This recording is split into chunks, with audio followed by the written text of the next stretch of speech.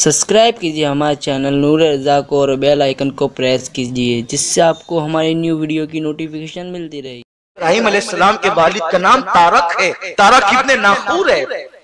और जब इनकी विलादत का वक्त आया हजरत इब्राहीम अलैहिस्सलाम की, तो दोनों मियाँ बीवी ने मशवरा किया हजरत इब्राहीम के अम्मी अब्बा ने कि ये नमरूद को पता चलेगा वो तो हमारे बच्चे को मार डालेगा। तो इनकी अम्मी ने कहा कुछ न सोचें, अल्लाह पे भरोसा रखें, अल्लाह पे, नबी की माँ है, देखें अल्लाह पे भरोसा कितना है। कहा हम जंगल जाएंगे और मैं बच्चे को वहीं जन्म दूंगी। और इब्राहीम अलैहिस्सलाम की पैदाइश एक गार के अंदर हुई। जब बच्चे की विलादत हुई तो इब्राहीम अलैहिस्सलाम बहुत खूबसूरत थे। हजरत इब्राहीम अलैहिस्सलाम की शबाहत यानी हुस्न हुजूर अलैहिस्सलाम के हुस्न से कुछ मिलता जुलता। अल्लाह ने मुकम्मल तौर पर तो किसी को उन जैसा नहीं बनाया, कुछ शबाहत थी, कुछ हुस्न में मिलावट थी। हुजूर के हुस्न की खैरात, बड़े हसीन और जमील थे। माँ रोने लगी, दुपट्टे से आंसू पोंछने लगी और पत्थर पर इब्राहीम अलैहिस्सलाम को लिटा दिया और कहा अल्लाह तू निगहबान है और मैं तो चली, तू मेरे बच्चे की हिफाजत करने वाला तू है, मैं तो चली। देखो जब अपने घर से निकला करो, अपने घर से निकला करो तो अपने घर वालों को फी अमानिल्लाह कह के निकला करो।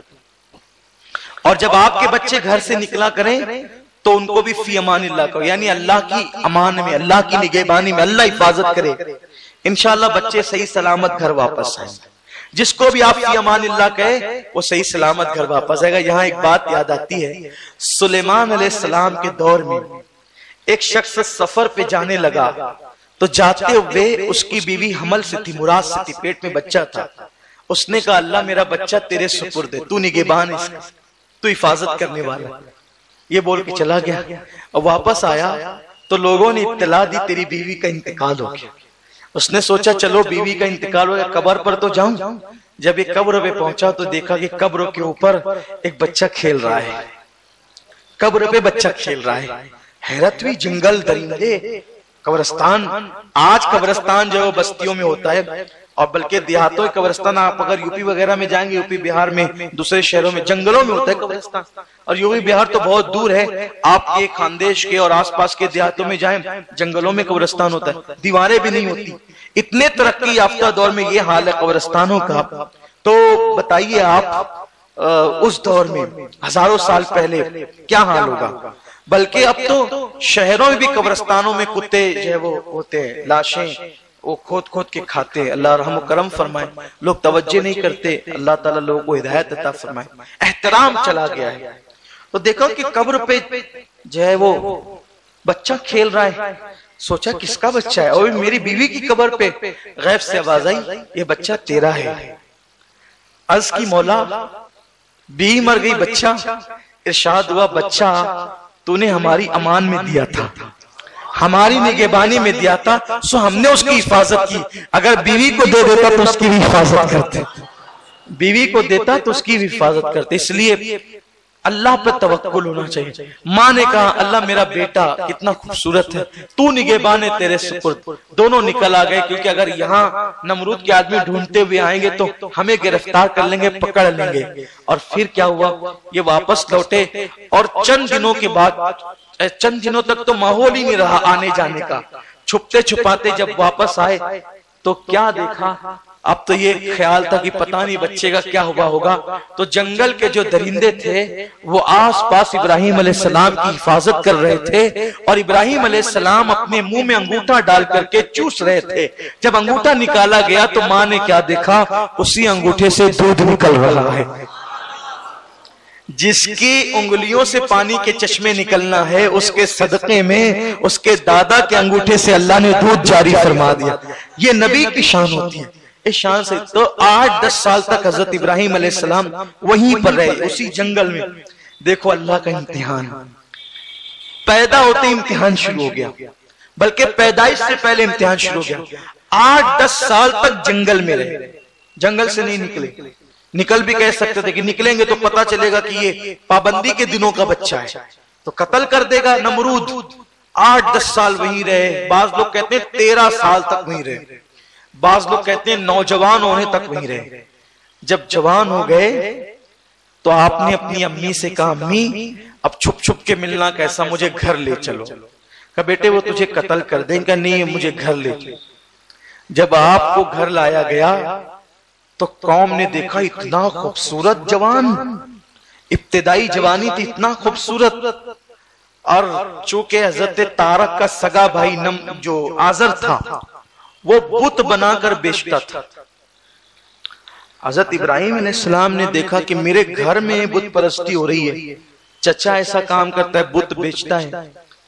آپ نے اس کو سمجھایا پہلے، بے چچا یہ کام کے لوگ نہیں ہیں، اور نہ یہ نفع پہنچا سکتے ہیں نہ نقصان پہنچا سکتے ہیں، ان کے پاس کوئی فائدے کی بات نہیں، میرا اللہ ہے شان والا ہے، زمین اور آسمان کا خالق و مالک ہے، اور نہیں مانا۔ تو آپ نے فرمایا کہ میں تیرے لیے مغفرت کی دعا کروں گا جب تک میرا اللہ مجھے منع نہ کرے۔ اور آپ نے پھر قوم سے پوچھا، جب قوم کے لوگ جمع ہو گئے میلے میں جانے کے لیے، تو پوچھا کہ میرا رب کون ہے؟ یہاں لوگ بہت مغالطہ کھاتے ہیں، آپ نے پوچھا میرا رب کون ہے؟ تو لوگ کہتے ہیں دیکھو ابراہیم کو معلوم نہیں تھا میرا رب کون ہے۔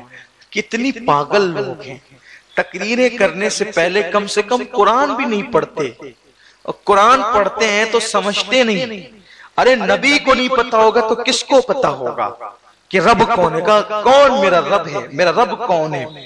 تو انہوں نے ستارے کو کہا یہ تیرا رب ہے، تارا ڈوب گیا۔ پھر چاند کی باری آئی، چاند ڈوب گیا۔ پھر سورج کی باری آئی تو کہا یہ رب اکبر ہے، بڑا خدا ہے یہ، وہ بھی ڈوب گیا۔ تو آپ نے فرمایا کہ میں ڈوبنے والے کو خدا نہیں مانتا۔ اس طرح سے پھر آپ نے سن رکھا ہوگا کہ آپ نے بتوں کو بھی توڑ دیا، بت توڑے تو لوگوں نے کہا کہ یہ ابراہیم کا ہی کام ہو سکتا ہے، اسی نے بت توڑا ہوگا۔ تو آپ نے بت توڑتے وقت یہ کیا کہ سارے بت توڑ دیے اور بڑے بت کے کندھے پہ کڑاڑی رکھ دی، اور جب لوگوں نے پوچھا کہ یہ کیا ہے تو آپ نے کہا ان کا آپس میں جھگڑا ہوا ہوگا اسی لیے اس نے قتل کیا ہے، دیکھو اس کے گردن پہ کڑاڑی ہے تو ہو سکتا ہے اسی نے توڑا ہوگا۔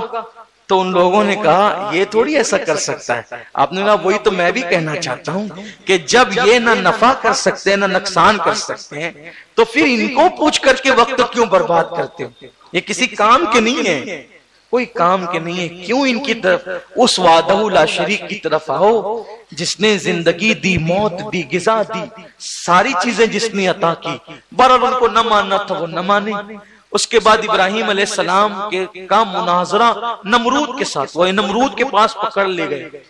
نمرود نے کہا کہ میں نے سنا ہے آپ ہمارے خداؤں کو نہیں مانتے اور مجھے بھی خدا نہیں مانتے، آپ نے فرمایا میں نہ تجھے مانتا ہوں نہ اس کو انہیں مانتا ہوں۔ کیوں؟ اس لیے کہ میرے رب کی شان ہے وہ زندگی بھی دیتا ہے اور موت بھی دیتا ہے۔ اس نے کہا اچھا یہ کام تو میں بھی کر سکتا ہوں۔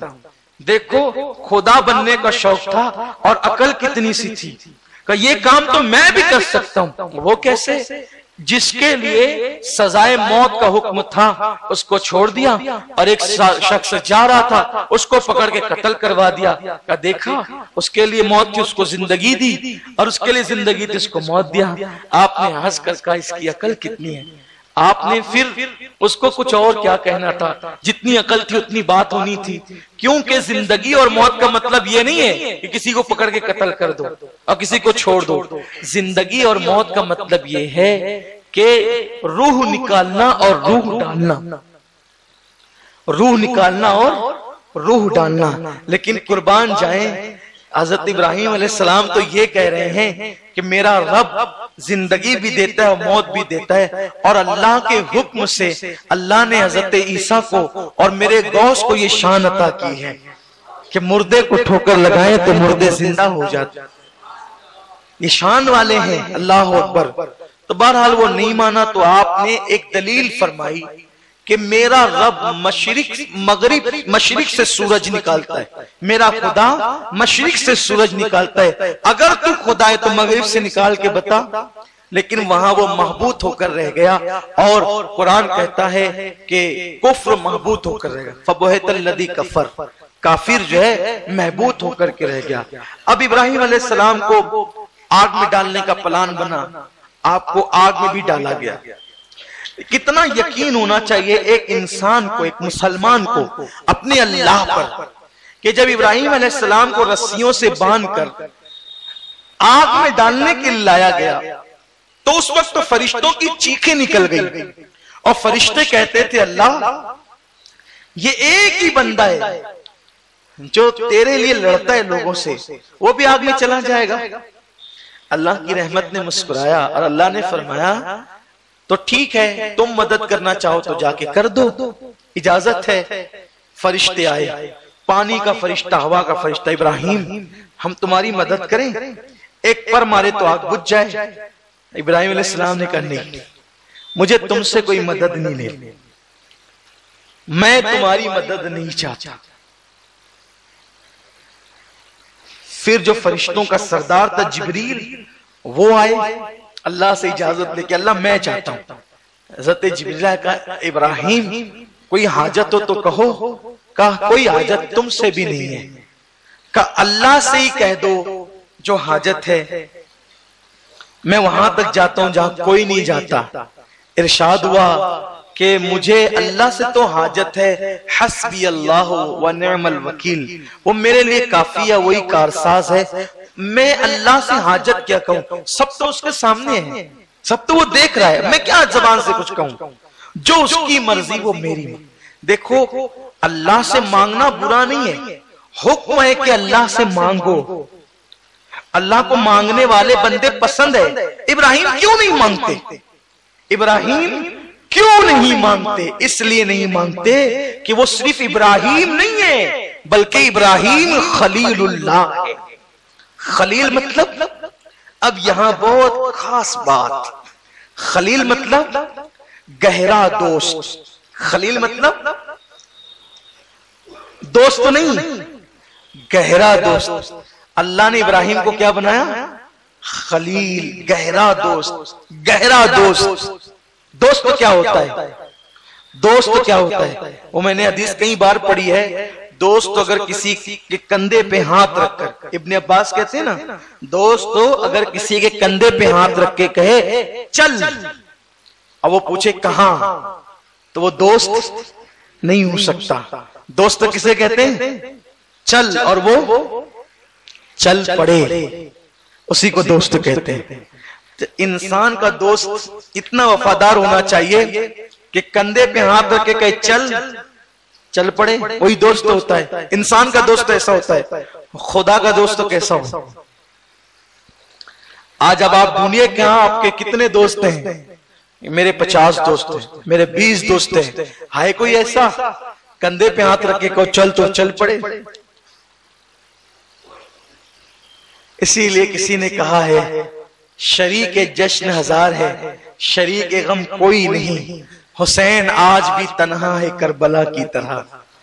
ارے جب لوگ حسین کے دوست نہ ہوئے تو اپنا کون دوست ہوتا ہے؟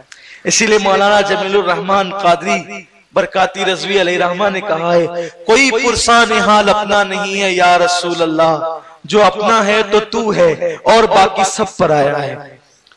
بہت مشکل سے ملتے ہیں اچھے دوست، انگلیوں پہ گنیے، اور جس کو اچھے دوست ملے، اچھا دوست، اچھی بیوی، اچھا گھر، اچھی سواری، جس کو دنیا میں مل گئی مطلب اس کو دنیا میں جنت مل گئی۔ بہت دیکھا ہے، بہت دیکھا، چھوٹی سی عمر میں بہت دوست دیکھے، ہر ملنے والا ایسے ملتا ہے جیسے اس سے زیادہ بہتر کوئی نہیں، لیکن مصیبتوں کے لمحات میں کون کام آتا؟ اسی لئے مولا کائنات فرماتے ہیں کہ مصیبت میں کون ساتھ دیتا ہے یہ نہ دیکھو، کون ساتھ چھوڑتا ہے یہ دیکھو۔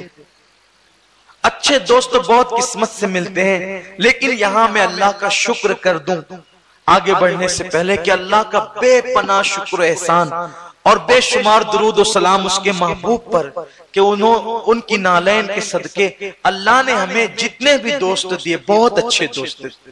جب ہم اسکول پڑھتے تھے تو اسکول کے ساتھی بھی اچھے تھے، مدرسہ پڑھتے تھے تو مدرسے کے ساتھی بھی اچھے تھے، اور اللہ نے سب سے اچھے ساتھی سنی دعوت اسلامی میں آنے کے بعد عطا فرمائے۔ ہم اللہ کا جتنا شکر ادا کریں کم ہے، کہ واقعی ہم نے اصل محبت کا لطف اور اصل دوستی کا لطف یہی آ کر کے پایا ہے۔ اللہ محبتوں کو سلامت رکھے، اور پھر تحریک کی برکت سے، حضور کے ذکر کی برکت سے پھر پورا شہر ہی محبت کرنے لگا، اور ان کی محبتوں کے کیا کہنے، تو اللہ کا شکر ہے۔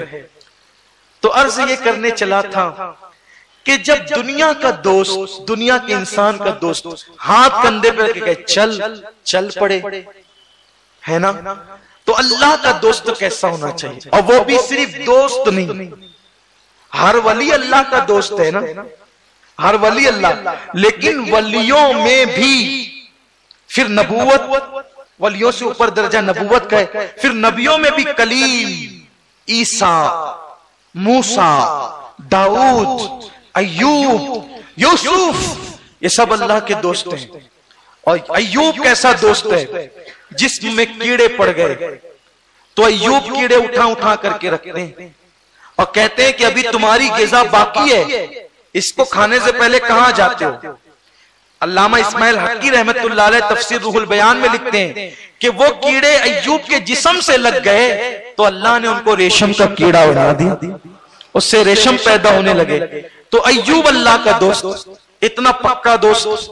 یوسف 10 سال تک جیل میں رہے، کبھی شکایت بھی نہیں کی۔ اسماعیل گردن پہ چھری آ گئی، شکایت نہیں کی۔ عیسیٰ سولی پہ لٹکانے کا پلان بنا، کبھی شکایت نہیں کی۔ موسیٰ بچپنے میں صندوق میں ڈال کر دریا میں ڈال دیے گئے، شکایت نہیں کی۔ پوری زندگی ستائے گئے، شکایت نہیں کی۔ اتنے سب دوست ہیں، ان میں جس کو خلیل بنایا، موسیٰ کلیم ہے، خلیل نہیں ہے۔ نوح نجی ہے، خلیل نہیں ہے۔ عیسیٰ روح ہے، خلیل نہیں ہے۔ یوسف صدیق ہے، خلیل نہیں ہے۔ یہ سب دوست ہیں۔ مقام خلیل اگر کسی کو دیا ہے تو صرف ابراہیم علیہ السلام، یہ ہے خلیل، خدا کا خلیل، اللہ کا خلیل، یعنی گہرا دوست۔ ابراہیم علیہ نبینا علیہ السلام کیوں زبان سے نہیں کہتے میری مصیبت دور کر دے؟ یہ تو بندے کا حق ہے جو اللہ نے اپنے کرم سے اپنے ذمے پر لیا ہے کہ جب اس کو مصیبت آئے تو اللہ سے مدد مانگے۔ اللہ نے اپنے کرم سے یہ لازم کیا ہے، اپنے ذمہ کرم پر لیا ہے کہ وہ اپنے بندوں کی مصیبتوں کو دور کرے جب وہ طلب کرے۔ تو لیکن ابراہیم علیہ السلام دعا نہیں کرنا چاہتے کیونکہ ہے خلیل، اور خلیل مطلب گہرا دوست، اور گہرا دوست تو اسی کو کہتے ہیں جو تیری مرضی ہے وہ میری مرضی ہے، زبان بھی نہیں کھول سکتے۔ یہ مقام خلت ہے۔ جب مقام خلت یہ ہے تو مقام محبوبیت کا عالم کیا ہوگا؟ مقام محبوبیت کا مقام خلت یہ ہے کہ آگ میں جا کر کے کہا تو راضی ہے۔ مقام خلت اور خلیلی یہ ہے کہ خلیل آگ میں جا کر بھی کہتا ہے کہ اب بتا تو راضی ہے، اور مقام حبیبی یہ ہے کہ لا مقام پہ بلا کے پوچھتا ہے تو راضی ہے، یہ خدا سے پوچھتے تو راضی ہے۔ اور ہمارے حبیب کی شان یہ لا مقام پہ بلا کر، سلطنت دکھا کر، سب بتا کر اب بھی تو راضی ہے۔ تو وہ حبیب کیا کہتا ہے؟ حبیب کی زبان کیا ہے؟ یوسف جیل سے پوچھے تو راضی ہے، عیسیٰ پوچھے تو راضی ہے، یوسف پوچھے تو راضی ہے، موسیٰ پوچھے تو راضی ہے، خلیل آگ میں جا کے کہے تو راضی ہے، اور وہ حبیب کو کہتا ہے میری سلطنت کا دولہ دیکھنا ہے، چل تجھے دکھاتا ہوں، جو آنے جانے سے پاک ہے۔ اور وہ پردے ہٹاتا ہے اور کہتا ہے دیکھ لے۔ تو حضور فرماتے ہیں وہاں کوئی اور نہیں تھا، وہ تو میں ہی تھا۔ یہ سب دکھایا اور پھر پوچھا تو راضی ہے؟ بولو کتنی عزتیں دی۔ وہاں بلایا جہاں کوئی نہیں جاتا، جبریل نہیں جاتا جہاں، جبریل تو دور کی بات، جبریل کا گمان نہیں جاتا، تصور نہیں جاتا، اتنے قریب بلا کر اتنی عزتیں دی اور پھر پوچھا تو راضی ہے؟ تو راضی ہے؟ وہ حبیب کو کیا کہنا چاہیے تھا؟ لیکن ہائے ہائے امت سے محبت دیکھو، عرض کرتے ہیں اس وقت تک راضی نہیں ہوں گا جب تک میرا ایک امتی بھی جہنم میں رہے گا۔ قربان جائیں تو گویا کہ ارشاد ہوتا ہے حبیب اب تجھے فکر کس بات کی ہے، اتنے قریب بلایا اس لیے ہے امت کے گناہ دیکھیں، میری رحمت بھی تو دیکھ لے، میرا کرم بھی تو دیکھ لے، اور پیارے ساتھ تو تیرے لیے ہے۔ یہ رب فرمایا محبوبہ زمانے سارے تیرے ہیں، عرش والے فرش والے دیوانے سارے تیرے، سب تو تیرا ہی تیرا محبوب، ہم بھی تیرے، ہم بھی تیرے۔ یہ کس کو کہا؟ ہم بھی تیرے، محبوب کو کہا ہم بھی تیرے۔ اور قیامت میں تجھے غمگین کب کرنا پیارے؟ تو جسے کہے گا صورت نہ دیکھوں گا پیارے تیری صورت کے صدقے اسے جنت عطا کر۔ آج بلایا تو اسی لیے، یہ مقام محبوبیت ہے۔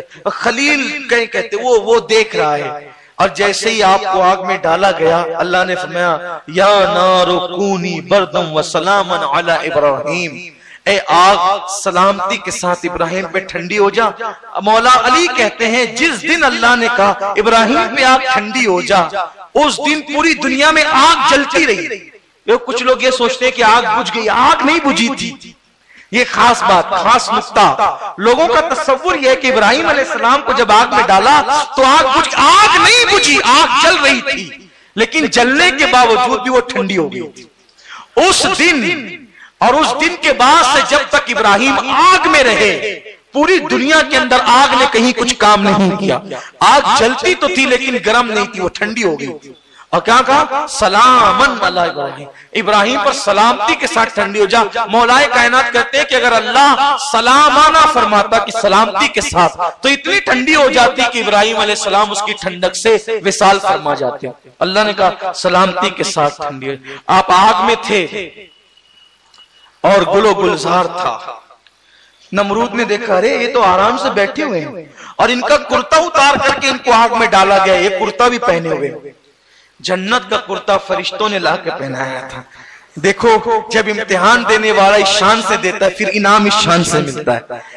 قوم کا حال یہ کوئی امتحان دینے کے لیے تیار نہیں ہے، لیکن ہر آدمی نتیجہ لینے کے لیے تیار۔ بھائی بغیر امتحان کا رزلٹ کیسے ملے گا؟ ذرا جاؤ، یہ منسپالٹی، اب تو منسپالٹی ختم ہو گئی، کارپوریشن کے اسکول میں جاؤ اور بولو ہم نے امتحان نہیں دیا ہمیں رزلٹ دے، اور چار ڈنڈے مار کے کہے گا رزلٹ پاگل اس کو ملتا ہے جو امتحان دیتا ہے۔ ارے کم از کم چٹ کر کے ہی دیتا ہے تو بھی رزلٹ مل جاتا ہے، تو جو سرے سے بیٹھا ہی نہ ہو امتحان ہال میں اس کو کہاں سے رزلٹ ملے گا؟